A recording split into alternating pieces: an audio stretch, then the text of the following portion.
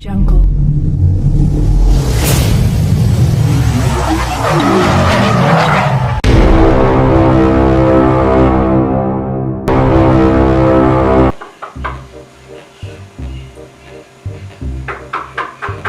Ante, Sa gen a fwe pa?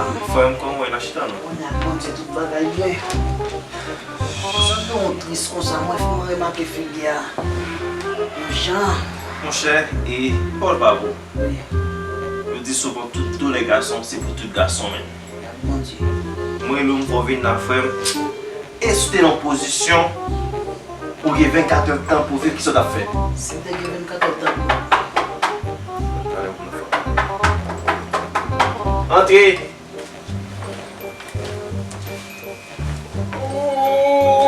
Gen la bade pou gen mwen paste, pou gen mwen gauche mwen. Sa mwen man. Ok.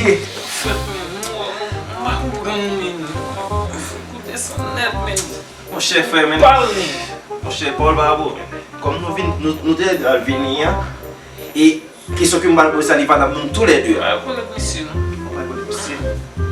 E bi ok, si ou men, ou te gen 24 heures temps pour ver ki sot a fè. Fwe pa.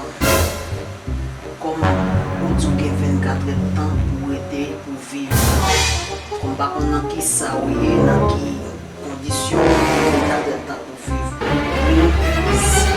Si mwen men konen gen 24 tan pou viv met fe, apre met bon Dieu restaurant. Ki soy?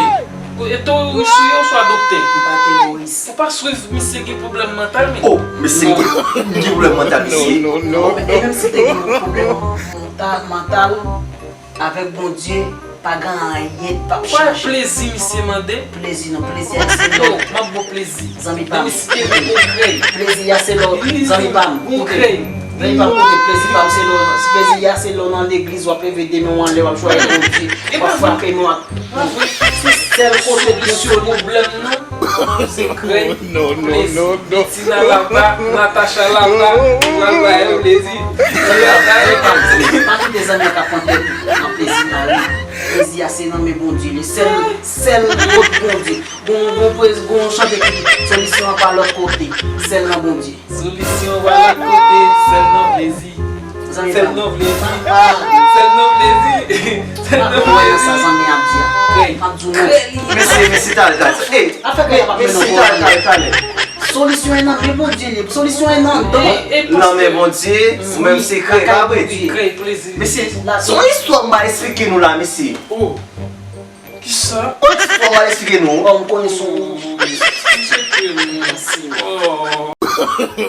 No.